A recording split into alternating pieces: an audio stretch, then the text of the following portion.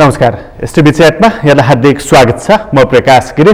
एसटीभी च्याटको आजको अङ्कमा हामी चर्चा गर्नेछौँ प्रधानमन्त्रीको त्यो अभिव्यक्ति जुन अभिव्यक्तिले अहिले देशभरि चर्चा चलिरहेको छ। पोखरामा पुग्नुभयो प्रधानमन्त्री र उहाँको पार्टीको गण्डकी प्रदेश स्तरीय कार्यकर्ता भेलामा सम्बोधन गर्दै म माथि शारीरिक हमला पनि हुन सक्छ, म मर्न पनि सक्छु, तर चिन्ता लिनु पर्दैन, त्यसबाट हामी सतर्क भएर अघि बढिरहेका छौँ भनेर प्रधानमन्त्रीले सार्वजनिक समारोहमा नै बताइसकेपछि प्रश्न उब्जिएको छ। प्रधानमन्त्रीलाई सुरक्षा थ्रेट रहेछ, प्रधानमन्त्रीले नै यो कुरा बताइसकेपछि पत्याउनु पर्छ हामीले। तर कसबाट प्रधानमन्त्रीलाई सुरक्षा थिएछ? प्रधानमन्त्री स्वयं उहाँ हो, रक्षा मन्त्री स्वयं प्रधानमन्त्री हो, अनुसन्धान विभाग उहाँ स्वयंले सञ्चालन गरिराख्नु भएको छ र सिङ्गो सरकार प्रधानमन्त्रीको औँलामा नाचिरहेको छ। तर पनि प्रधानमन्त्रीलाई सुरक्षाको खतरा छ भन्नेदेखि कोबाट खतरा छ? प्रधानमन्त्रीलाई यो सूचना दिने सूचनादाता चाहिँ को हो र प्रधानमन्त्रीलाई यो सूचना प्राप्त भइसकेपछि सुरक्षाको व्यवस्था चाहिँ कसरी प्रदान गर्न सकिन्छ? अहिलेकै सुरक्षा जो ब्रिफकेस सहित सुरक्षा अधिकारीहरू वरिपरि हिँडिराखेको सार्वजनिक समारोहमै देख्न सकिन्छ, त्यसले पनि नपुगेको हो कि कस्तो खालको सुरक्षा प्रबन्ध अब गर्न जरुरी छ? अथवा यो प्रधानमन्त्रीले पब्लिक फोरममा बोलेको कुरा चाहिँ सार्वजनिक खपतको लागि अथवा भनौँ पोलिटिकल स्टन्ट मात्रै हो त? आजको अङ्कको हाम्रो मूल बसाइ यो रहनेछ र आज हामीसँग कुराकानीको लागि स्टुडियोमा हुनुहुन्छ डाक्टर उमेश भट्टराई। उहाँ नेपाली सेनाको अवकाश प्राप्त पूर्व रथी सुरक्षा विज्ञ भनेर परिचित व्यक्तित्व हुनुहुन्छ। डाक्टर साहब, तपाईँलाई स्वागत छ। धन्यवाद। अब लामो समय नेपाली सेनामा रहनुभयो, अब रथी भनेको त निकै माथिल्लो दर्जामा रहेर सहायक रथी भएर काम गर्नुभयो। यसमा नैमा चाहिँ नि सुरक्षा खतरा कहाँबाट हुन्छ? हाम्रो देशमा सुरक्षा खतरा अथवा सुरक्षामा खलल ल्याउन सक्ने तत्त्वहरू के छन्? यी चिजहरू त तपाईँलाई थोर बहुत जानकारी छँदैछ, अहिले अवकाश प्राप्त गरे पनि त्यो बेलाको कुराहरूले थोरै भन्न सक्नु नै हाल्नुहुन्छ। हिजो प्रधानमन्त्रीको जुन अभिव्यक्ति उहाँले पोखरामा गएर पब्लिक फोरममा बोल्नुभयो कि मलाई खतरा छ शारीरिक हमलाको, मर्न पनि सक्छु, उहाँको बडा गम्भीर लाग्यो मलाई त्यो वाक्य। पक्कै तपाईँले सुन्नुभयो र त्यो सुनिसकेपछि चाहिँ हाम्रो प्रधानमन्त्रीलाई साँच्चैकै खतरा छ अथवा खतरा छ भने कहाँबाट खतरा छ? के भन्छ तपाईँको अध्ययनले? अब खतरा प्रधानमन्त्री जस्तो व्यक्तित्वलाई नहुने भन्ने त कुरै छैन, किनभने उहाँले यत्रो पोर्टफोलियो लाई होल्ड गरिरहनु भएको छ होइन। मुलुकको चाहिँ नि एउटा सर्वश्रेष्ठ चाहिँ नि कार्यकारिणी अधिकार लिएर उहाँ चलिरहनु भएको छ भनेपछि उहाँलाई खतरा त डेफिनेटली छ। तर खतरा छ भन्दैमा त्यो पब्लिकमा बोलिहाल्नुपर्ने विषय हो कि होइन? र यसलाई चाहिँ नि के भन्दाखेरि कसरी मिलाउने? त्यो सुरक्षाका निकायमा जो खटिएका छन् र सुरक्षा निकायहरू जति छन् भिआइपी सेक्युरिटीको हिसाबले, सबैलाई म भन्दिनँ, भिआइपी सेक्युरिटीको हिसाबले जो सम्बन्धित छन् उनीहरूले चाहिँ नि यसलाई हाई रेटिङमा अथवा चाहिँ नि एकदमै हाई सेन्सिटिभ विषयमा राखेर यसको चाहिँ योजना त्यही किसिमले बनाएर हिँड्नुपर्छ, यसमा कुनै विवाद छ जस्तो मलाई लाग्दैन। तर प्रधानमन्त्रीले नै यो चिज चाहिँ नि पब्लिकको माझ गएर भनिरहनु चाहिँ नि त्यति सान्दर्भिक म देख्दिनँ। यसलाई यो इमोसनल ब्ल्याकमेल गर्न खोजेको, किनभने अर्को राइभल टोलीले उहाँका जुन इतर पक्षकाहरूले त के भन्दाखेरि यसलाई इमोसनल ब्ल्याकमेलको हिसाबले पनि लिन सक्छन्। यसलाई चाहिँ नि के भन्दाखेरि धेरै स्केलेट गर्नुपर्ने विषय होइन, तर संवेदनशील अति संवेदनशील विषय भएको हुनाले यसलाई त्यही किसिमले म्यानेज गर्नुपर्ने आवश्यकता चाहिँ नि छ। सुरक्षा निकायहरूले जो भिआइपी सेक्युरिटीमा खटिएका छन् त्यो हिसाबले चाहिँ नि यो सेन्सिटिभ छ, ज्यादै सेन्सिटिभ विषय। अब यो सेन्सिटिभ छ, तपाईँले भनिहाल्नुभयो कि प्रधानमन्त्रीलाई थ्रेट नहुने कुरै छैन, तर कसबाट हुन्छ? जस्तो हिजै मात्र एउटा रिपोर्ट आएको छ, फेरि बडा गजब लागेको छ मलाई कि दक्षिण एसियामा नेपाल दोस्रो शान्त राष्ट्र रहेछ, जुन सरकार स्वयंले कुरालाई पब्लिकली ल्याएको छ कि पहिलो स्थानमा भुटान रहेछ, दोस्रोमा नेपाल रहेछ र सबैभन्दा सुरक्षाको खतरा चाहिँ अफगानिस्तानमा रहेछ। दोस्रो शान्त देशको प्रधानमन्त्रीलाई सुरक्षाको खतरा चाहिँ कोबाट हुन्छ डाक्टर साहब? होइन, सुरक्षाको खतरा चाहिँ नि के भन्दाखेरि उहाँले काम गर्ने सिलसिलामा कति कामहरू गरिरहनु भएको हुन्छ होइन, र काम गर्दाखेरि कतिलाई चिडिएको पनि हुन्छ, र सबैको मानसिकता एकै नासको पनि हुँदैन, र कोही उद्दण्ड स्वभावका पनि हुन्छन्। यहाँ चाहिँ नि के भने अर्गनाइज तरिकाले उहाँलाई चाहिँ नि के भने एसेसिनेसन गर्ने अथवा चाहिँ नि हत्या गर्ने भन्ने कुरो एउटा पक्ष हो। अर्को पक्ष चाहिँ नि के भन्दाखेरि यस्ता उच्छृङ्खल तत्त्व जसले जति बेला पनि जे पनि गर्न सक्छ। त्यो भने चाहिँ जस्तो चाहिँ एकचोटि प्रचण्डजीलाई एकजना युवाले झापड हान्ने कुराहरू, सुशील कोइरालालाई एकजना युवाले हानेका थिए, यस्तै प्रकारको झलनाथ खनाललाई हानेका थिए, विजय गच्छेदारलाई कालो माला लगाइदिएका थिए, मतलब यही प्रकारको। अब यही प्रकारको, तर त्यो चाहिँ नि अब म्यानेजेबल भयो, थप्पडमा मात्रै सीमित रह्यो। अब भोलि गएर के भन्दाखेरि हतियारहरू कतैबाट छिर्यो र एउटा चाहिँ नि उच्छृङ्खल तत्त्वले चाहिँ नि छिरेर गोलीसोली चलायो गर्यो भनेदेखि त केस त धेरै सेन्सिटिभ हुन जान्छ। तर नेपालमा यस्तो प्रकारको त हामीसँग फेरि ट्र्याक रेकर्ड छैन नि डाक्टर साहब। होइन, त्यो त प्रधानमन्त्रीलाई थाहा होला नि त, त्यही भएर उहाँले भन्दै हुनुहुन्छ। उहाँले फेरि के भने देशी विदेशी थ्रेट भन्नुभएको छ होइन।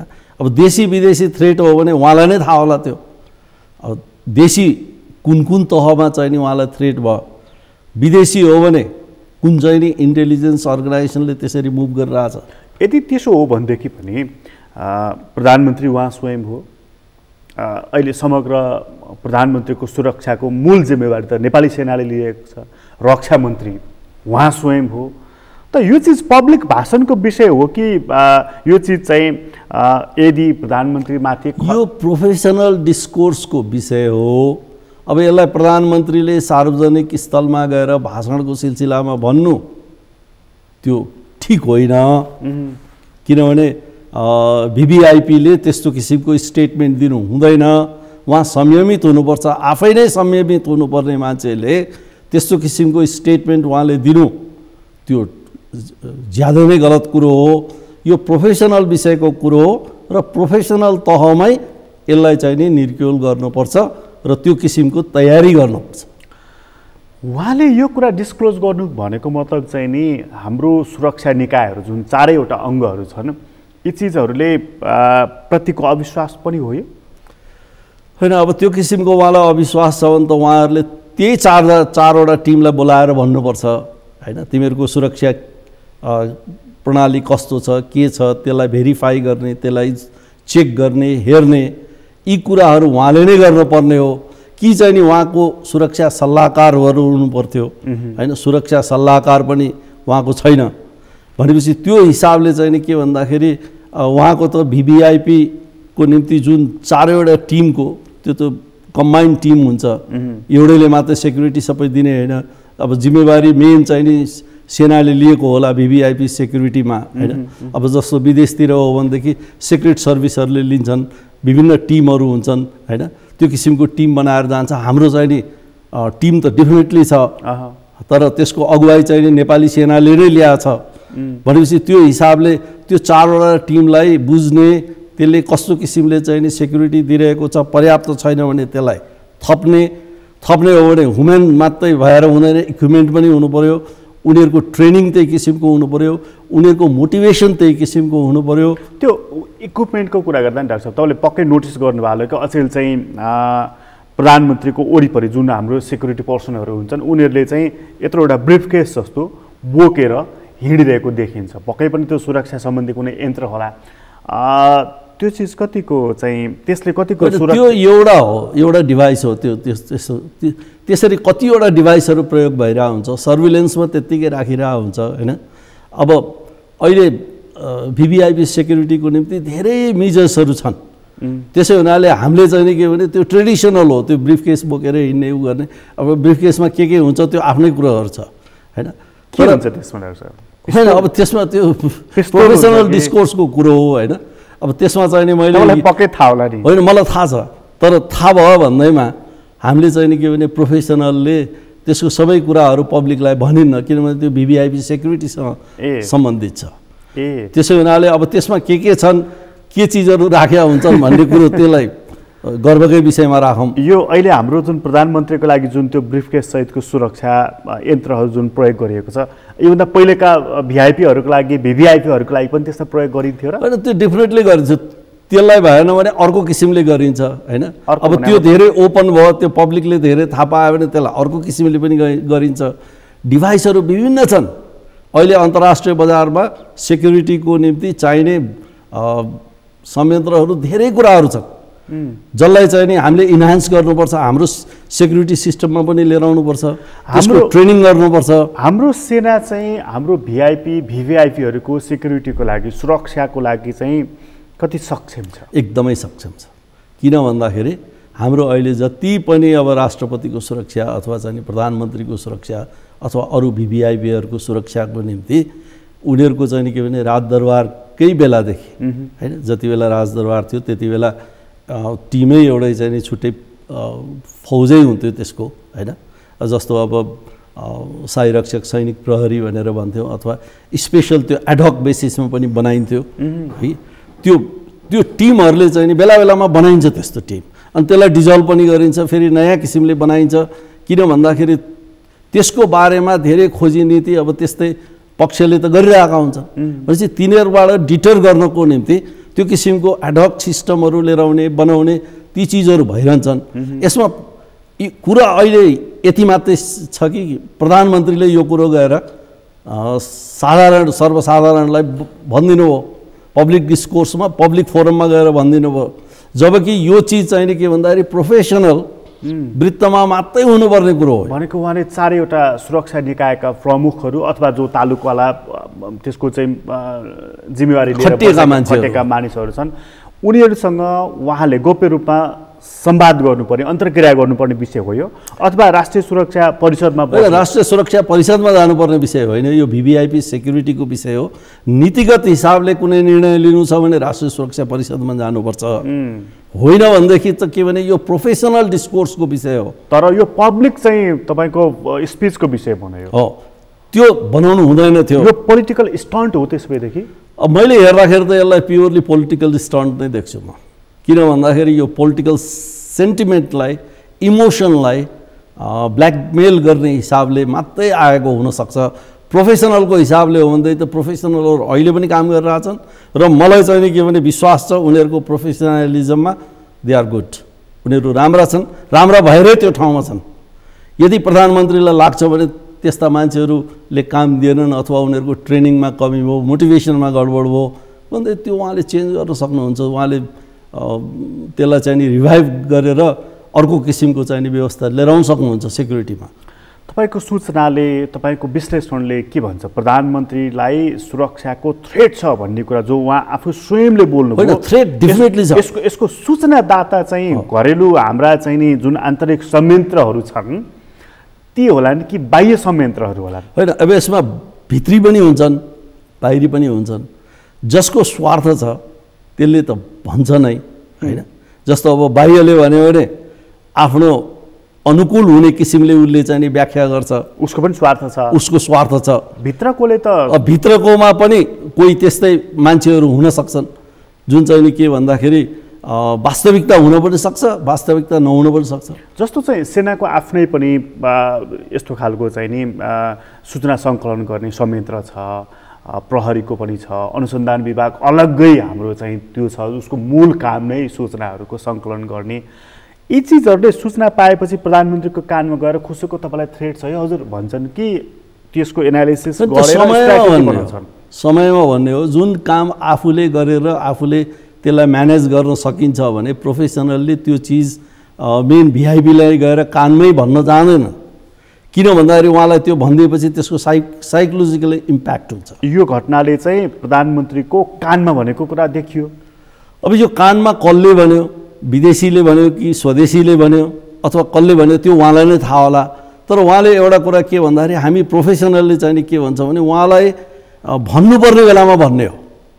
जति बेलासम्म म सुरक्षामा खटिएको छु र मैले सुरक्षा दिन सक्ने अवस्था छ भने मैले उहाँलाई त्यो कुरो कानमा गएर भनिदिएर उहाँलाई सेन्सिटिभ बनाएर उहाँलाई चाहिँ नि साइकोलोजिकल्ली डिप्रेस बनाउने अथवा अर्को अवस्थामा जाने त्यो किसिमको काम गर्ने प्रोफेसनलको काम होइन। प्रोफेसनलले आफूले त्यसलाई चाहिँ नि होल्ड गर्छ र आफैले त्यसलाई म्यानेज गर्छ, उसैले डिल गर्छ त्यो सकेसम्म। जब त्यो लेभल धेरै माथि जान्छ अथवा प्रधानमन्त्रीले लेभल क्रस गर्यो भने त उसले बालुवाटारबाट निक्लिएर प्रधानमन्त्रीलाई पोखरा जाने अनुमति पनि त दिँदैन होला। एक्ज्याक्टली दिँदैन थियो होला, अथवा त्यो अवस्थामा टिभीलाई ती चाहिँ नि अब बालुवाटारमै बोलाएर प्रोग्राम दिन सक्नुहुन्थ्यो होला, उहाँले आफ्नो चाहिँ नि प्रेस कन्फरेन्स गर्न सक्नुहुन्थ्यो होला।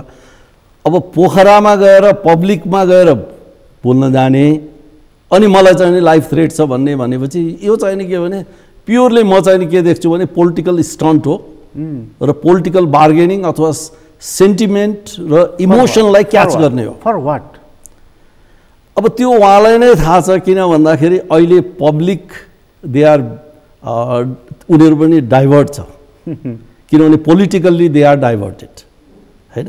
उनीहरूको चाहिँ नि आफ्नै पार्टी मिल्न सकेका छैन, पार्टीमा यति तिक्तता छ कि यो चाहिँ नि होल अहिले मुलुक नै अनिर्णयको बन्दी हुन पुगेको छ। भनेपछि यो अवस्थामा उहाँले पब्लिकको सेन्टिमेन्ट आफूतिर लिएर आउनको निम्ति, हुन त उहाँ आफै पनि बिरामी हुनुहुन्छ, बिरामीको कारणले उहाँ म मर्न सक्छु भनेर भन्नुभएको छैन उहाँले होइन। देशी विदेशी शारीरिक हमला हुन सक्छ भनेपछि त्यसको अर्थ त अर्कै जान्छ। प्रतिक्रियावादीहरू पनि भन्नुभएको छ शब्द। अब को हो प्रतिक्रियावादी?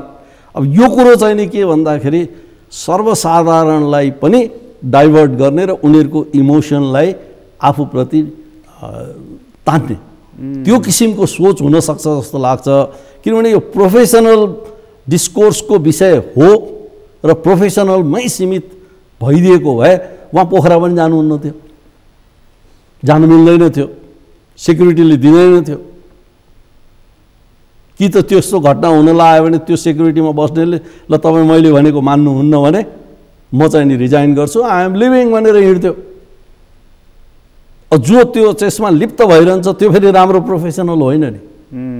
हरेक कुरालाई चाहिँ नि के भन्दाखेरि कम्प्रोमाइज गर्ने, आफूले भनेको कुरा नमान्दाखेरि पनि त्यसमै हजुर भनेर जागिर खाइराख्ने र भोलि घटना भएपछि त्यसको ब्लेम त पुरै त्यसैलाई आउँछ। तर हामी कहाँ त त्यो पनि चलन छ नि डाक्टर साहब, दोष अर्कालाई पन्छाइदिने चलन पनि छ नि। होइन, दोष कहिलेसम्म पन्छाउने? कुनै यस्तो बिन्दु आउँछ, समय आउँछ जहाँ चाहिँ सत्य कुरो निस्किन्छ। त्यत्रो दरबार हत्याकाण्डमा पनि दोष त कसैले लिएन नि डाक्टर साहब, हरेकले अर्कालाई दोष लगाए नि। होइन, त्यो त अब कस्तो भन्दाखेरि त्यति बेलाको छानबिन टोलीले छानबिन गरिसक्यो होइन, छानबिन गरेर यो चिज भनेर देखिसक्यो। यत्रो समय बितिसकेपछि त्यसमा जो भिक्टिमहरू थिए, जो त्यति बेला समावेश थिए, उनीहरूले पनि खासै कुरोहरू बाहिर निकालेका छैनन्। भनेपछि यत्रो समयसम्म जब त्यो चिज चाहिँ नि बाहिर आउँदैन भने त्यही सत्य हो भनेर हामीले मान्नु पर्यो नि त।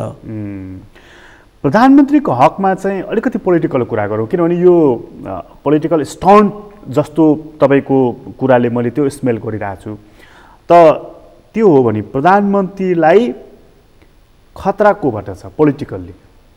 पोलिटिकल त उहाँकै इतर पक्षबाट छ, प्रचण्डजीहरूबाट, किनभने झगडा उहाँहरूकै देखिन्छ, अरूसँग त झगडै छैन। त्यही कारणले सुरक्षामा पनि खतरा आयो त। अब त्यो कारणले अब प्रचण्डको ब्याकग्राउन्ड हेऱ्यो भनेदेखि त अर्कै छ नि त। 17,000 मारेको ब्लेम पनि उहाँलाई छ, 5,000 को त उहाँले आफैले जिम्मा लिनुभएको छ। तर फेरि अहिले यो कस्तो बखत छ भने 2 हप्ता पनि भएको छैन होला डाक्टर साहब कि प्रधानमन्त्रीले प्रचण्डजीकै सुरक्षामा तैनात भएका सुरक्षाकर्मीहरू हटाइदिनु भएको छ, घटाइदिनु भएको छ। फेरि होइन, त्यो त स्ट्रेन्थ हटाउनु भयो, तर पुरै टिम त हटाउनु भएको छैन होइन। अब त्यति टिमले काम गर्न सक्छ सुरक्षाको भन्ने एनालाइसिस भएर नै गृह मन्त्रालयले त्यो निर्णय गरेको होला। अथवा यो इभी हो, जस्तो भारतमा पनि राहुल गान्धीहरूको चाहिँ गान्धी फ्यामिलीको चाहिँ सेक्युरिटी ऊहरू चाहिँ घटाइएको थियो नि, जब त्यहाँ आन्दोलन चर्किराखेको थियो, मोदीले त्यो गरेका थिए। हामी कहाँ पनि उनीहरू सडकमा थिए र त्यही बेलामा सुरक्षाकर्मीहरू घटाइएको। अब त्यो समय एउटै पर्या पनि हुनसक्छ, अथवा चाहिँ नि के भने रिसिभी पनि हुनसक्छ, अथवा त्यो सिकेको पनि हुनसक्छ, पनि हुनसक्छ, कुरो जे पनि हुनसक्छ। तर के भन्दाखेरि प्योरली सबै सेक्युरिटी हटाएको पनि छैन होइन। अब केही अलिअलि हटाउनु गर्नु त के भन्दाखेरि त्यो मिसयुज अफ म्यान पावर पनि हुनु हुँदैन। भने के त प्रचण्डजीबाट प्रधानमन्त्रीलाई खतरा छ? अब खतरा त प्रधानमन्त्रीले नै भन्न सक्नुहुन्छ मित्र, मैले भन्न सक्दिनँ होइन। उहाँले अब कि त उहाँको सेक्युरिटी एनालिस्टहरू होइन, उहाँको आफ्नै सेक्युरिटी सल्लाहकार उहाँले राख्नु त भएको छैन, तर भित्र तोक्नु त भएको होला, तिमीले हेर्नु मेरो सेक्युरिटी भनेर त भन्नुभयो होला होइन। अब त्यो व्यक्तिले नै भन्न सक्ला जसले उहाँलाई रिपोर्ट दियो, अथवा चाहिँ नि त्यस्तो इन्टेलिजेन्स बडी जसले चाहिँ नि के भने उहाँलाई भेटिरहन्छ। त्यो इन्टेलिजेन्स बडीको कुरा गर्दा नि डाक्टर साहब एउटा अनौठो मैले पढ्दै जाँदाखेरि एउटा घटना पाएको थिएँ कि यो बङ्गलादेशको शेख मुजिबुर रहमान चाहिँ राष्ट्रपति थिए, भारतको रको चिफले बङ्गलादेशमा गएर उनलाई सूचना दिन्छन् कि तिम्रो चाहिँ हत्या हुन सक्छ भनेर, र उनले सायद पत्याउँदैनन्। कहाँ कसले मलाई यत्रो दुनियाँले पत्याएको चाहिँ अफगानिस्तान के अरे उसले पत्याएर चाहिँ म राष्ट्रपति भएको छु, मलाई पिता तुल्य मान्छन्, आखिरमा त्यो नराम्रो घटना पनि भयो। यसरी पनि सूचना त आउँदो रहेछ नि त, इतिहास पढ्दाखेरि त यस्तो कुराहरू पनि देखियो नि त, हाम्रोमा पनि त्यस्तो हुनसक्छ? त्यो हुन्छ नै, किनभने इन्टेलिजेन्स निकायहरूमा उनीहरूले इन्फर्मेसन ग्यादर गर्ने, त्यसलाई चाहिँ नि एनालाइज गर्ने होइन, कोलेट गर्ने, एनालाइज गर्ने, त्यसलाई त्यसको चाहिँ नि व्याख्या गर्ने, अनि त्यसपछि एउटा निर्णयमा पुग्ने, निर्णयमा पुगिसकेपछि हामी डिडक्सन भन्छौँ होइन, त्यो निस्किसकेपछि त्यहाँबाट चाहिँ नि सम्बन्धितमा डिसिमिनेट गर्ने, भनेपछि त्यसले चाहिँ नि के भने एउटा र इन्फर्मेसन चाहिँ नि के भने इन्टेलिजेन्स भन्ने हो होइन। त्यो प्रोसेस छ, त्यो साइकल पार गरेर आउनुपर्छ त्यसको, अनि त्यो प्रोसेस पार गरेर इन्टेलिजेन्स उसमा काम गर्ने प्रोफेसनलले त्यसलाई चाहिँ नि एउटा निष्कर्षमा देख्छ यो हुनसक्छ भनेर, अनि अवेर गर्छ।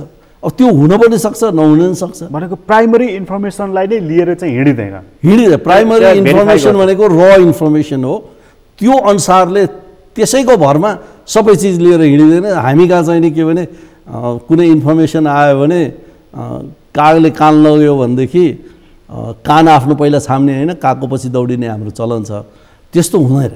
इन्फर्मेसन आयो भने ठिक छ, इन्फर्मेसन आयो। तर छन् डाक्टर साहब, जस्तो चाहिँ बङ्गलादेशको हामीले जुन अघि कुरा गऱ्यौँ नि उदाहरणको रूपमा, तर जसरी रको चिफले गएर चाहिँ बङ्गलादेशमा त्यो सूचना दिए त्यसको राष्ट्रपतिलाई, रकै चिफ हो नि त, फेरि हामी कहाँ आएर प्रधानमन्त्रीसँग 3 घन्टा मध्यरातमा संवाद गरेको, त्यो धेरै कुरो भने होला 3 घन्टामा होइन। अब उसले चाहिँ नि के भन्दाखेरि यो रिजनकै एनालाइसिस पनि भने होला, त्यसपछि भारतको एनालाइसिस भने होला, त्यसपछि चीनसँगको उनीहरूको राइभलरीको कुरा गरे होला, त्यसपछि नेपालसँगको रिलेसनको कुरा गरे होला, नेपालसँगको विभिन्न चाहिँ नि के भने इन्टेलिजेन्स सेयरिङको कुराहरू भयो होला होइन। अब त्यो के भयो होला त्यो त प्रधानमन्त्रीलाई थाहा छ, तर डेफिनेटली के भन्दाखेरि रको चिफले 3 घन्टा त त्यसै त बिताएन, अथवा डिनर मात्रै खाएर त बसेनन् होला होइन। यी कुराहरू चाहिँ नि डेफिनेटली छन्, तर कुनै पनि इन्टेलिजेन्स अर्गनाइजेसनले इन्फर्मेसनलाई एकदमै राम्रोसँग, फेरि अब र जस्तो इन्टेलिजेन्स बडीले त के भन्दाखेरि उसले त पुरै विश्वकै सकेसम्म विश्वकै र उसको स्पेयर अफ इन्फ्लुएन्समा भएका एरियाहरूलाई त डेफिनेटली कभर गरेको छ होइन। त्यहाँ उसको फिजिकल प्रेजेन्स पनि छ होइन, भनेपछि उसले त धेरै इन्फर्मेसनहरू ग्यादर गरे हुन्छ। अब त्यो हिसाबले कहीँ भिआइपीलाई चाहिँ असर पर्ने अथवा मुलुकको नेसनल सेक्युरिटीलाई असर पर्ने कुराहरू छ भने डेफिनेटली सेयर गर्न मिल्ने कुरा अथवा सेयर गर्नको निम्ति ऊ आएको हो भने त्यो किसिमले डेफिनेटली भनेको होला, तर त्यो बितेको पनि समय त धेरै भइसक्यो भयो। भनेपछि यो चिज उहाँले लिएर आउनु पर्यो, यो यदि हो भनेदेखि त्यति बेलै भन्नु पर्थ्यो। यसले प्राइम मिनिस्टरलाई बेनिफिट गर्छ कि घाटा पुर्याउँछ? होइन, यसले पोलिटिकल स्टन्टको हिसाबले उहाँले जे सोचेर यो बाहिर निकाल्नु भएको छ त्यो हिसाबले हो भने उहाँलाई नै थाहा होला कति फाइदा कति घाटा हुन्छ भनेर होइन। तर प्रोफेसनलको हिसाबले हो भनेदेखि चाहिँ नि त्यसरी बाहिर भनिदियो भने मै चिफको मतलब सेक्युरिटी एडभाइजर अथवा चाहिँ म मेन चाहिँ नि भिआइपीको सेक्युरिटीको जिम्मा लिएर बसेको हो भने म चाहिँ नि त्यसलाई राम्रो मान्दिनँ थिएँ। म त सोध्थेँ उहाँलाई तपाईँलाई कहाँ के भयो भनेर होइन। पोलिटिकल स्टन्टको हिसाबले मैले भनेको हो, तपाईँहरूले यसमा चिन्ता नलिए हुन्छ भनेर उहाँले जवाफ दिनुभयो भने त्यो त सिधै मलाई आक्षेप लगाउने कुरो हो। यो त क्लियर गर्नुहोस् तपाईँले भनेर एउटा अलिकति जिम्मेवार प्रोफेसनल छ भने त्यसरी कुरा निस्किन्छ। हाम्रो सेनाको चिफले प्राइम मिनिस्टरलाई सोध्नुपर्ने विषय हो कि होइन यो? अब यसमा सेनाको चिफ नै यसमा इन्भल्भ नहुन सक्छ, किन भन्दाखेरि भिभिआइपी सेक्युरिटीको निम्ति कमान्डरहरू छुट्टै हुन्छ तर हायरार्की मेन्टेन गर्नकै लागि भए पनि सिएनसीले चाहिँ प्राइम मिनिस्टरलाई यस्तो हो त भनेर सोध्नु। अब त्यो राष्ट्रिय सुरक्षा परिषदमा अथवा चाहिने कुनै फोरममा कुरा निस्क्यो भने डेफिनेटली चिफले सोध्ने त आफ्नो ठाउँमा छँदैछ। तर डाक्टर साहब भेटघाट त भइराखेको छ नि। भेटघाट चाहिँ खास गरी सेनाको प्रमुखसँगको भेटघाट पछिल्ला दिनहरूमा चाहिँ बडा चर्चाका विषय बनेका छन्। प्रधानमन्त्रीले मलाई सिक्युरिटी थ्रेट छ भनेर बोलिरहँदाखेरि यी भेटघाट र त्यसको केही सम्बन्ध साइनो होइन, त्यसमा डेफिनेटली यदि हो भने कुरा निस्केकै हुनुपर्छ होइन। र प्रोफेसनलले चाहिँ नि के भन्दाखेरि त्यसरी बाहिर बोलेर हिँड्दैन, उनीहरूले आफ्नो काममा त्यो देखाउने हो। जस्तो अब त्यो किसिमको चाहिँ नि यदि सेक्युरिटी थ्रेट थियो भन्यो भने त्यो भिभिआइपी सेक्युरिटीमा खटिएको मेन इन्चार्जले सायद पोखरा जानको निम्ति सिफारिस गर्दैन थिए। डाक्टर साहब, यो प्रधान सेनापतिको अहिलेको भेटघाटहरूले चाहिँ के अर्थ दिन्छ? होइन, प्रधान सेनापति अब जिम्मेवार एउटा चाहिँ नि राष्ट्रिय सुरक्षाको अङ्गको प्रमुख भएको हिसाबले अब उहाँको भेटघाट त डेफिनेटली भइरहन्छ, हुनु पनि पर्छ। यदि त्यो इन्फर्मेसन सेयरिङ भएन अथवा चाहिँ विचारहरू आदान प्रदान भएन भने हामीहरू जीवन्त हिसाबले चाहिँ हाम्रो सेक्युरिटीलाई अथवा मुलुकलाई पनि अगाडि बढाउन सक्दैनौँ। त्यो हिसाबले प्रधान सेनापतिको भेटघाटलाई गलतै भन्न मिल्दैन। म चाहिँ नि गलत मान्दिनँ। यहाँ मान्छेले धेरै कुरा गर्छन् किन भइरहेछ भनेर, यो चिज हुन्छ नै, किनभने त्यो तहमा त्यो हिसाबले चाहिँ नि इन्फर्मेसन सेयरिङ र विचारहरू आदान प्रदान भएन भनेदेखि मुलुक स्ट्याग्नेन्ट हुन्छ, मुलुकले दिशा लिन सक्दैन। हुन त अहिले पनि दिशा नलिएको अवस्था छ। सेनाले भेट्दाखेरि चाहिँ कसरी दिशा लिन्छ राष्ट्रले? होइन, सेनाले त आफ्नो विचारहरू राख्छ डेफिनेटली। अब तर उसको पोलिटिक्समा उसको के सम्बन्ध छ? पोलिटिक्समा त उसको सम्बन्ध छैन, पोलिटिक्समा उसको सम्बन्ध छैन। तर भए पनि पोलिटिक्सले समग्र मुलुकको पर्फर्मेन्सलाई त डिक्टेट गर्छ र मुलुकको पर्फर्मेन्सलाई डिक्टेट गर्ने भएपछि त्यो चाहिँ नि सेक्युरिटीसँग ठुकिन्छ नै। यहाँ मान्छेले के भन्ठान्छन् भने सेक्युरिटी छुट्टै, पोलिटिक्स छुट्टै भन्छन्। होइन, पोलिटिक्स त सबै चिजहरूको समग्र एउटा नीति हो, किनभने पोलिटिक्स जहाँ बिग्रियो त्यहाँ होल सिस्टम बिग्रिन्छ। भनेपछि सेक्युरिटी पनि रिलेटेड विथ पोलिटिक्स। पोलिटिक्स र सेक्युरिटीलाई तपाईँले छुट्याएर हेर्नुभयो भनेदेखि you will not get any tangible त्यसको बेनिफिट हुँदैन, ट्यान्जिबल एडभान्टेज पनि आउँदैन। प्रधान सेनापतिले प्रधानमन्त्रीलाई भेट्नुको एउटा तपाईँले भने जस्तो एउटा निष्कर्ष निकाल्न सकिएला। प्रधान सेनापतिले प्रधान न्यायाधीशलाई भेट्नुको चाहिँ के निष्कर्ष निकाल्ने? होइन, अब त्यसमा चाहिँ नि के भन्दाखेरि अहिले एउटा द्वन्द्वको पाटो भनेको प्रधानमन्त्री पनि हो। किन भन्दाखेरि उहाँको कारणले संसद विघटन भयो, जुन चाहिँ नि असंवैधानिक थियो भनेर अर्को पक्षले निकालिरहेछ कुरो। अदालतमा विचाराधीन थियो विषय होइन।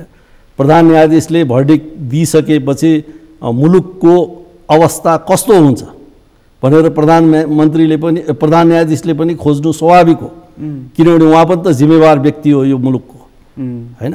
त्यो हिसाबले उहाँले प्रधानमन्त्रीसँग सोद्धाखेरि एक किसिमको जवाफ त आउँथ्यो, तर प्रधानमन्त्री आफै एउटा पार्ट अफ द कन्फ्लिक्ट हो। त्यो हिसाबले दुईजनाले भेटे र सुरक्षाकै विषयमा कुरा भयो होला, किनभने प्रधान सेनापतिसँग भेटेपछि त भोलि त्यो फैसला आइसकेपछि मुलुकमा कस्तो इम्प्याक्ट पर्छ, असर कस्तो पर्छ, त्यसको बारेमा प्रधान न्यायाधीशले सोद्धाखेरि कुनै यहाँ कसैले विमति राख्नु अथवा डराउनु पर्ने अवस्था आउनु हुँदैन। त्यो आउँछ भने त्यहाँ राम्रो चाहिँ नि के भन्दाखेरि एउटा व्यवस्था प्रिभेल गरेका छैन भन्ने कुरो देखिन्छ नै। आन्तरिक अवस्था कस्तो हुन्छ, त्यो सुरक्षाको व्यवस्था मजबुत गर्न सकिन्छ कि सकिन्न भन्ने कुराको जिम्मेवारी त नेपाल प्रहरीलाई छ नि डाक्टर साहब? होइन, नेपाल प्रहरीलाई आन्तरिक रूपबाट छ, ल मेन्टेन गर्ने हिसाबले छ। राष्ट्रिय सुरक्षाको हिसाबले त नेपाली सेना नै हो। संसद विघटन या पुनर्स्थापनाको विषय त ल मेन्टेनको कुरो हो, तर ल मेन्टेनको पनि इम्प्याक्ट असर त राष्ट्रिय सुरक्षामा पनि पर्छ नि। भोलि यहाँ अनार्की भएर पुरै मुलुक अर्कै बाटोमा गयो भनेदेखि राष्ट्रिय सुरक्षामा असर पर्दैन। ल एन्ड अर्डर एउटा पक्ष हो जबसम्म कन्ट्रोलमा भइरहन्छ।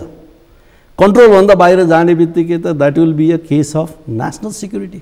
भोलि कथम कदाचित चाहिँ एउटा एनार्किजम भयो अथवा अराजकता भयो, विद्रोह भयो अथवा चाहिँ हङ्गामा भयो भनेदेखि हुनसक्ला, सङ्कटकाल लाग्ला अथवा त्योभन्दा अगाडिको अवस्था बन्यो भनेदेखि सुरक्षाको मूल दायित्व सुरक्षा अङ्गको एकदम यहाँले ठिक कुरोमा लिएर आउनुभयो। अब यो सङ्कटकाल लागु भयो अथवा चाहिँ नि देशमा चाहिँ नि राष्ट्रिय विप्लवको कुरा आयो होइन, भद्रगोलको कुरा आयो भने भोलि सेनासँग कुरा आउँछ, राष्ट्रिय सुरक्षासँग कुरा आउँछ। जस्तो माओवादीकै कुरोमा हेर्नुहोस् न, सुरुको अवस्थामा त्यो केस चाहिँ नि ल एन्ड अर्डरको सिचुएसनको कुरो थियो, तर पछि गएर त्यो त राष्ट्रिय सुरक्षालाई असर पार्यो नि त, त्यही भएर सेना इन्भल्भ हुनु पऱ्यो। भनेपछि यसलाई चाहिँ नि के भन्दाखेरि सुरक्षाको यति बृहत पाटो छ, यसलाई बुझ्नको निम्ति हामीले धेरै कुराहरू बुझ्नु आवश्यक छ। र यसमा चाहिँ नि के भने ल एन्ड अर्डर मात्रै सिचुएसन हो, यतिमा मात्रै सीमित छ, प्रहरीले मात्रै हेरे पुग्छ भनेर मात्रै हुँदैन। भोलि गएर त्यो सिचुएसन स्केलेट हुँदै गयो भने त्यसले राष्ट्रिय सुरक्षालाई धक्का दिन्छ। एक थरी मानिसको चाहिँ के पनि बुझाइ छ भने कि सेनाले बिस्तारै राजनीतिमा चासो राखिरहेको छ भनेर। सेनाले राजनीतिमा बिस्तारै होइन, सधैँ चासो राखिरहेको हुन्छ। किन भन्दाखेरि राजनीति भनेको वस्तु नै त्यस्तै हो, राजनीति भनेको त्यो बिगा हो जसलाई चाहिँ नबुझिकन त्यसबाट बाहिर कोही पनि हुनै सक्दैन। भनेको सेनाले राम्रो राजनीति बुझ्छ, राम्ररी राजनीति बुझ्छ, राजनीति पनि राम्रो गर्छ होइन। राजनीति गर्ने गर्ने कुरो उसको होइन, उसले राजनीति बुझ्ने कुरो हो र राजनीति अनुसार उसले चाहिँ के भने बुझेर राष्ट्रिय सुरक्षालाई इन्हान्स गर्ने हो र राष्ट्रिय सुरक्षा जहाँ थ्रेट हुने भयो त्यहाँ अवेयर गर्ने हो। र प्रधान न्यायाधीश र प्रधान सेनापतिको जुन मिटिङमा यहाँ मान्छे खिचलो थानिरहेछन् त्यो चाहिँ नि के भन्दाखेरि जसले त्यसमा समस्या देखिरहेछन्, जो चाहिँ नि के भन्दाखेरि त्यो द्वन्द्वको पाटोबाट फाइदा लिन खोजिरहेछन्, उनीहरूलाई यो समस्याको विषय हुन्छ। मलाई चाहिँ नि के लाग्छ भने यो कुनै नौलो कुरो होइन र मुलुकको एउटा संवैधानिक अङ्गका प्रमुखहरू, त्यो व्यक्तित्वहरू एक आपसमा उनीहरूले चाहिँ नि आफ्नो राय सल्लाह लिन्छन् भने त्यसलाई गलत मान्नु हुँदैन। त्यसमा शङ्का चाहिँ किन भयो भने त्यहाँ एउटा जग्गा सम्बन्धी कुरा थियो, त्यस कारणले भेटेको भनेको हुनाले चाहिँ अब त्यो किन चाहिँ नि त्यसरी भनियो, किन घुमाइयो, किन लुकाइयो, त्यो आफ्नो ठाउँमा छ होइन।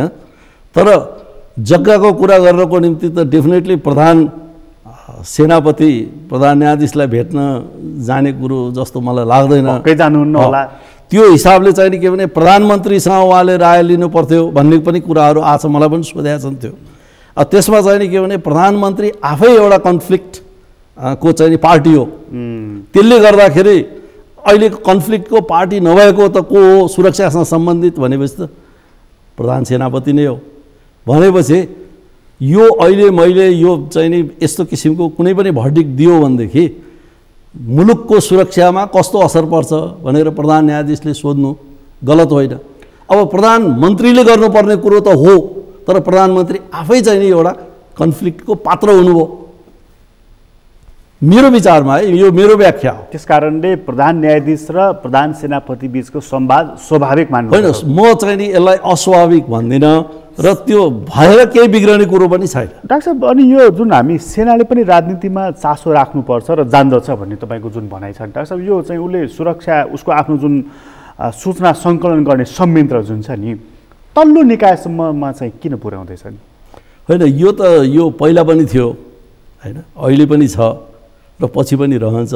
यसमा सुरक्षा सूचनाको हिसाबले के भन्दाखेरि कम्ब्याट इन्टेलिजेन्सको कुरा हो। सेनाले भनेको उसँग सम्बन्धित राष्ट्रिय सुरक्षासँग सम्बन्धित कुनै कुराहरू भइरहेछ कि भन्ने हिसाबले उसको तल्लो तहसम्म पनि पहुँच हुनुपर्छ भन्ने किसिमको चाहिँ नि धारणा हो। मतलब उसले पन्जा अलि फिजाउँदैछ होइन, पन्जा त पहिले नै फिजाइरहेछ। यो मुलुकमा के भने सुरक्षाको हिसाबले अब माओवादीको द्वन्द्वको बेलामा अथवा त्योभन्दा अगाडि 18 सालको चाहिँ नि जुन 17-18 सालको खम्पा होइन, यो चाहिँ नि के भने अराष्ट्रिय तत्त्व जस्तो त्यति बेला काङ्ग्रेसलाई अराष्ट्रिय तत्त्व भनिन्थ्यो होइन। पञ्चायतको बेलामा पनि सेना मोबिलाइज भएकै थियो।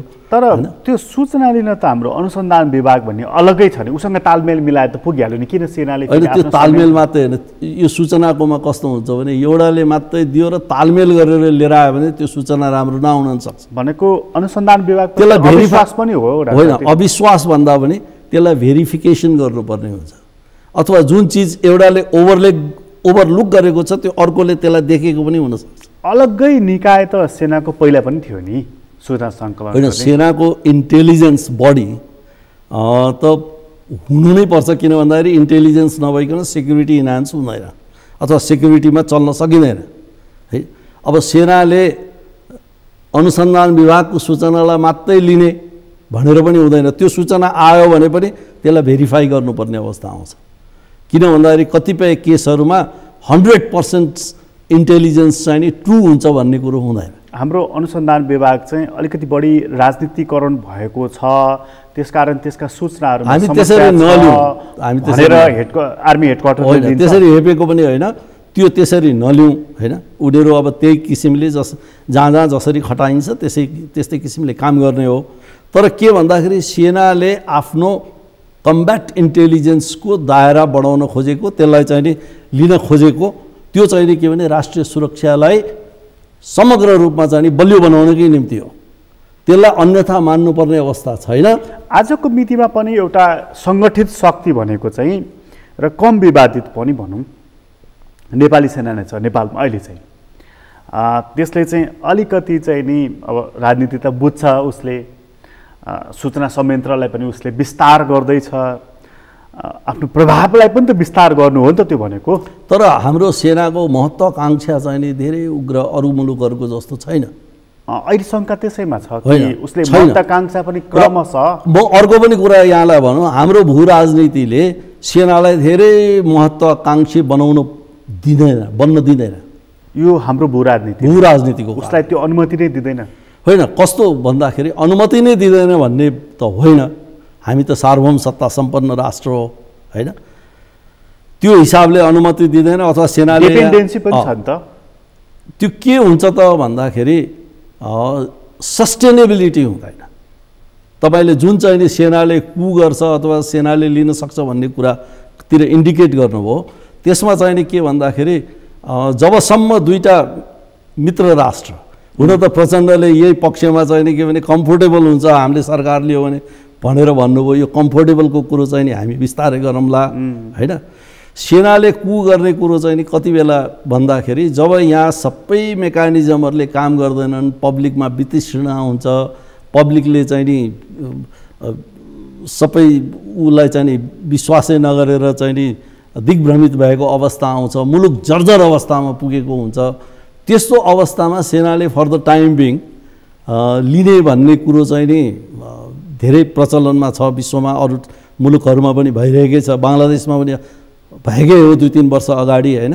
अब त्यो हिसाबले चाहिँ नि के भने हाम्रो सेनाले जबसम्म भारत र चीनको, मैले कम्फोर्टेबल हिसाबले भने होइन, जुन प्रचण्डको अभिव्यक्ति आछ त्यसमा यसमा नजोडौँ है, त्यो हिसाबले चाहिँ नि के भने सेनाले यो दुईटाको चाहिँ नि सपोर्ट नभइकन अथवा उनीहरूले चाहिँ नि त्यसलाई पोजिटिभ रूपबाट नलिकन हाम्रो सेनाले त्यसरी लिएर भोलि सस्टेन हुन सक्दैन, ऊ दिगो हुन सक्दैन, अथवा उसले हुन त चुनाव गराएर फेरि नागरिक सरकारलाई नै बुझाउने भनेर भन्ने हो। तर भने पनि यहाँ चाहिँ नि के भन्दाखेरि दुईटा छिमेकी राष्ट्र, विशाल छिमेकी राष्ट्रको सदाशयता नभएसम्म त्यो अवस्था चाहिँ नि म देख्दिनँ। सेनाको महत्त्वाकांक्षा राजनीतिप्रति बढेको देख्नुहुन्छ कि देख्नुहुन्न? होइन, राजनीतिप्रति सेनाको महत्त्वाकांक्षा बढेको होइन, राजनीति स्थिर होस् भन्ने चाहिँ नि डेफिनेटली चाहना छ जस्तो लाग्छ मलाई नेपाली सेनाको, डेफिनेटली। र यहाँ मुलुकमा शान्ति अमन चयन कायम होस्, नेपाली जनताले राम्रोसँग बाँच्न पाउन्, उनीहरूको चाहिँ नि के भने यो विधिको शासनअनुसार राज्य सञ्चालन होस् भन्ने कुरोमा सेना अडिग छ जस्तो लाग्छ मलाई। कतिपय मानिसहरू चाहिँ सेना ठुलो हेरेर बस्नु हुँदैन, उसले चासो प्रकट गरेर मात्र पनि हुँदैन, इन्टरभेन गर्नुपर्छ भनेर पनि भन्छन् नि। त्यो कसैको चाहना हो, त्यो किसिमको उसको नजरिया हो होइन। नजरिया हरेक मान्छेको फरक हुनसक्छ। हैन। अब मैले जे चाहे त्यही चिज हुन्छ भनेर त हुँदैन, समग्र मुलुकले के चाहन्छ त्यो कुरो हो हैन। त्यसको एसेसमेन्टको निम्ति अहिले भर्खर हामीले कुरा गऱ्यौँ नि कम्ब्याट इन्टेलिजेन्सको कुरो। अब अनुसन्धान विभागले त एउटा इन्टेलिजेन्स एउटा इन्फर्मेसन ग्यादर गरे होला, तर आर्मीले आफ्नो किसिमले राष्ट्रिय सुरक्षालाई इन्हान्स हुने किसिमले लिएर आउँछ। भनेको बार नागेर सेना मैदानमा आउँदैन भन्ने तपाईँको अहिलेसम्मको होइन, बार नाग्नको निम्ति बाध्य बनायो भने आउँदैन भन्न सकिँदैन। अहिले वातावरण कस्तो छ? अब अहिलेसम्म चाहिँ नि के भन्दाखेरि सर्वोच्च अदालतले आफ्नो फैसला सुनाएको छ हैन। 23 गते संसद डाकिएको छ। अब त्यहाँ संसदीय प्रक्रिया अनुसार मुलुक हिँड्यो, ठाउँमा हिँड्यो भनेदेखि डेफिनेटली त्यो सेनाले लिने कोर्स अथवा यताउता त्यो टर्छ हैन। त्यसमा चाहिँ नि के भने विधिको शासन अनुसार जान्छ। अब भोलि गएर यो मानेर र अहिले जुन किसिमले चाहिँ नि एउटा यो वाम शक्तिहरूको तिक्तताको कारण अहिले मुलुक अनिर्णयको बन्दी बनिएको छ। अब यो अवस्थामा सेनाले चाहिँ नि सुरक्षाको निम्ति विभिन्न चाहिँ नि कुराहरू निकाल्नु गलत होइन हैन। अब यसमा त्यो कोर्स विधिको शासन अनुसारको कोर्स अगाडि बढ्यो भने डेफिनेटली मुलुक स्थिरतातिर जान सक्छ। अब सरकारै बनाउन दिन्न अथवा सरकारै बन्दैन, अहिले भइरहेको सरकारले चाहिँ नि चल्नै नदिने, अर्को चाहिँ नि नली नछोड्ने त्यो किसिमको चाहिँ नि झगडा भइरह्यो भने यति बेला त म के देख्छु भने नेपाली काङ्ग्रेसले पनि आफ्नो रोल खोज्नुपर्छ। किन भन्दाखेरि नेपाली काङ्ग्रेस अहिले प्रतिपक्षको भूमिकामा छ हैन। अब प्रतिपक्ष मात्रै भए म चाहिँ नि के भन्दाखेरि यिनीहरूले चाहिँ नि जबसम्म दुईटा जुन फ्याक्सन छ कम्युनिस्ट पार्टीको, यो दुईटा फ्याक्सनको चाहिँ नि निर्क्युल नभएसम्म म केही पनि गर्दिनँ भनेर पनि हुँदैन। उसले एउटा साइड लिनुपर्छ। उसले चाहिँ नि के भने एउटा आफ्नो भिजन दिनुपर्छ। डाक्टर साहब, यसमा बेस्ट अप्सन चाहिँ कुन हो? जस्तो 23 गते त संसद डाकिएको छ, यसमा चाहिँ जस्तो प्रधानमन्त्री भनिदिनुहुन्छ मैले राजीनामा दिन्न भनेर भनिराख्नु भएको छ, हाउस फेस गर्छु भनिराख्नु भएको छ। प्रचण्डजीहरूको लाइन क्लियरै छ कि उहाँले नैतिकताको आधारमा राजीनामा दिनुपर्दछ भनेर। तपाईँले हेर्दाखेरि बेस्ट अप्सन चाहिँ कुन हो यसमा? होइन, मैले हेर्दाखेरि बेस्ट अप्सन के भन्दाखेरि उनीहरूको जुन दुईटा पार्टीको झगडा छ त्यो झगडा पहिला मिल्नु पर्यो। उनीहरू मिल्नु पर्यो कि होइन? उनीहरू मिल्ने हो भने मिल्नु पर्यो, छुट्टिने हो भने छुट्टिनु पर्यो। यो गज्याङ मज्याङमा अनिर्णयको बन्दी बनाएर मुलुकलाई चाहिँ राख्न मिल्दैन हैन। कि छुट्टिने हो भने छुट्टिनु पर्यो, मिल्ने हो भने मिल्नु पर्यो। यो कुरो चाहिँ नि के भने अब नेपाली काङ्ग्रेसले सशक्त रूपबाट बाहिर लिएर आउनु पर्यो। काङ्ग्रेसले उनीहरूलाई दबाब दिनु पर्यो। अब दिनु पर्यो, किनभने तपाईहरु छुट्टिनुस् कि मिल्नुस्। प्रतिपक्ष भएपछि अहिलेसम्मको त प्रतिपक्ष हो नि त। हो, त्यो हिसाबले के भन्दाखेरि कि त तपाईहरु छुट्टिनुस् कि मिल्नुस्। संसद यसरी चाहिँ नि यो अवस्थामा राख्न मिल्दैन, मुलुकलाई अनिर्णयको बन्दी बनाउन मिल्दैन, राष्ट्रलाई बन्धक बनाउन पाइएन। अब हिजो मात्र एउटा के आएको छ भने यो इन्टरनेसनल काउन्सिल अफ जुरिस्ट हैन, त्यसपछि ह्युमन राइट्स वाच अनि एमनेस्टी इन्टरनेसनलको तीनटाको संयुक्त वक्तव्य आछ। किनभने पुस 5 गते पछिको जति पनि निर्णयहरू भएका छन्, संवैधानिक अङ्गका नियुक्तिहरू यदाकदा जति पनि भएका छन् त्यो चाहिँ नि मान्य हुनै छैन। त्यो गलत हो। किन भन्दाखेरि जब संसद नै नरहेको अवस्था र चाहिँ नि अहिलेको जुन व्यवस्था अनुसार चलिरहेको यो चाहिँ नि नहुँदाखेरि अब सरकारले चाहिँ नि आफूलाई अझै पनि 2/3 सरकार भन्ने, तर अरू सबैले चाहिँ नि के भन्दाखेरि यो काम चलाउ हो भनेर व्याख्या गरेको अवस्था छ। पछि त्यो अवस्थामा यसरी चाहिँ नि के भने मुलुकलाई अस्थिर बनाएर राखिरहन मिल्दैन। यसमा सबैभन्दा अहिले ठुलो रोल नेपाली काङ्ग्रेसको छ र नेपाली काङ्ग्रेसले यसलाई सशक्त रूपबाट आवाज उठाउनुपर्छ भन्नेमा छु। त्यसो भएदेखि के संसदको पुनर्स्थापना भइसकेपछि प्रधानमन्त्रीले सर्लक्क राजीनामा दिइदिनु पर्थ्यो? होइन, अब यो वैधानिक कुराहरू, यो लका कुराहरू, संविधानका कुराहरूमा चाहिँ नि त मैले व्याख्या म त्यति गर्न चाहन्न हैन। किन भन्दाखेरि अहिले जुन किसिमले यो नैतिकतासँग जोडेर आएको विषय भयो। नैतिकताको हिसाबले हो भनेदेखि त उहाँहरू कि त फुट्नु पर्यो, छोड्नु पर्यो पार्टी, कि चाहिँ नि मिल्नु पर्यो। अर्को अप्सन पनि छ नि डाक्टर साहब, जस्तो हिजै मात्र पनि शिक्षा मन्त्रीजीको एउटा अभिव्यक्ति आएको छ, हामीले संसद डाकिदिएका छौँ, 23 गते बस्ला, तर त्यसले निकास चाहिँ दिँदैन। कुरा त प्रश्न छ। त्यो त नियतमा खोट भयो। नियतमा खोट भएसम्म मुलुक अनिर्णयको नै बन्दी हुने हो। त्यसै हुनाले त्यस्तो किसिमको पोलिटिकल पार्टीले मुलुकलाई निकास दिँदैन, त्यो किसिमको सोचले दिँदैन। पोलिटिकल पार्टी पनि भन्दिनँ म, त्यस्तो किसिमको सोचले अब त्यही नै हो भनेदेखि त यो संसदले निकास नदिने हो भनेदेखि त फेरि पनि निर्वाचनतर्फै गयो त मुलुक त होइन। निर्वाचनतिरै गयो त भने पनि त के भने सर्वोच्चको आदेशअनुसार फैसलाअनुसार त काम भएन होइन। अब संविधानले त अर्कै कुरो व्याख्या गर्छ होइन। फेरि चाहिँ नि के भने यो 76 को 2, 3, 4, 5, 6, 7 को कुरो गर्छ हो होइन। आखिरमा गएर चुनावमा त हामी समयानुकूल जानै पर्छ, अहिले भए पनि पछि भए पनि जानै पर्छ। तर त्यो सर्वोच्चले त त्यो पाटो त अहिले बन्द गरिदियो नि त। तर 76 को 1, 2, 3, 4, 5 अनुसार पनि सरकार नबनेपछि अनि चुनावमा जाने जुन ढोका खुल्ला छ नि, अब त्यतातर्फ जान्छ। त्यो कोर्सतिर जान दिनुपर्छ। त्यो जान दिनु भनेको विधिको शासन र संविधान अनुसारको काम हुन्छ। प्रधानमन्त्रीको कोसिस त्यतैतर्फ लैजाने देखियो।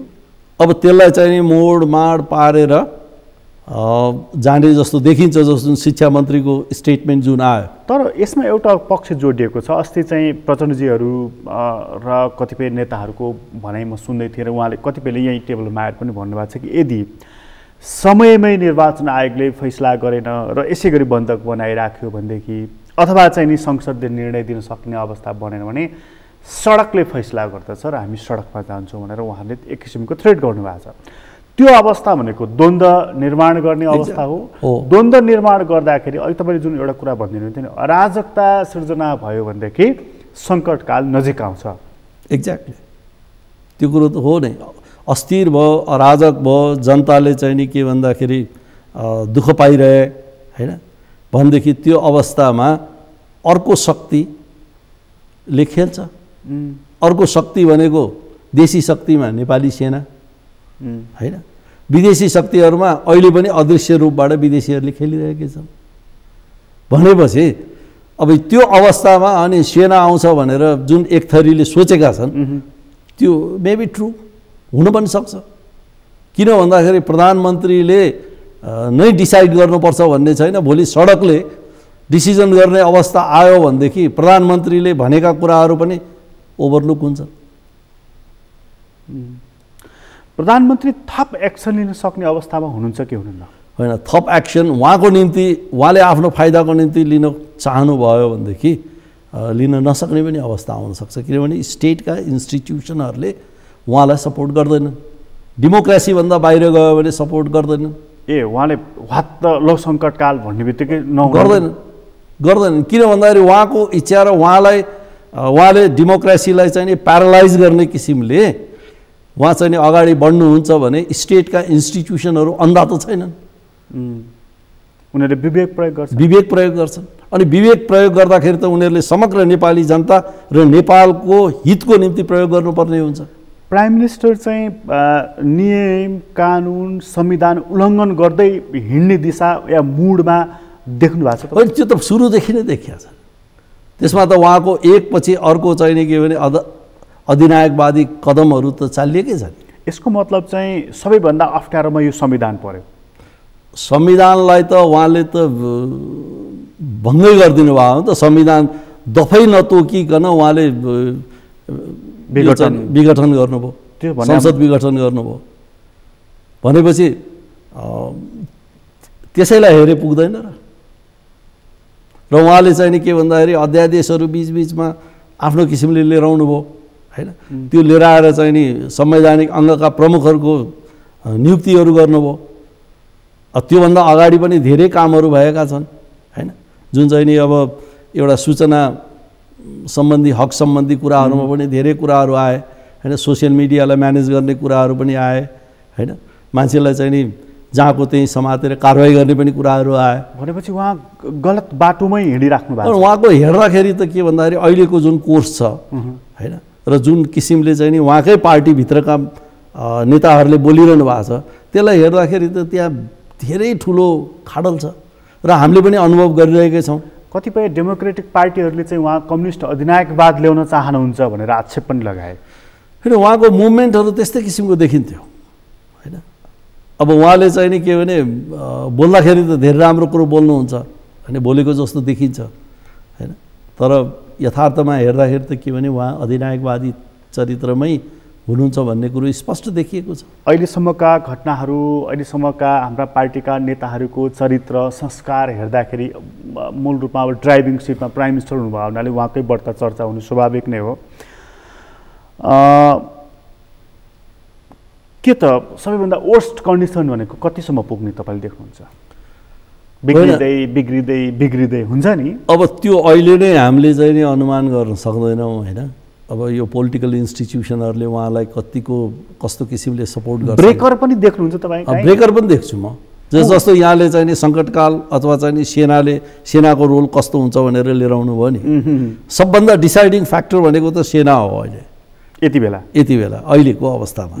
किनभने जब सेनाले चाहिँ नि प्राइम मिनिस्टरज्यू यो गर्न सकिँदैन भनी मात्रै दियो भने पनि उहाँलाई ठुलो सेटब्याक हुन्छ है, उहाँको महत्त्वाकांक्षामा ठक्कर लाग्छ र उहाँले अर्को कोर्स लिनको निम्ति अथवा यथार्थ कोर्स, वास्तविक कोर्स, विधिको शासनको कोर्स लिनलाई उहाँ बाध्य हुनुहुन्छ।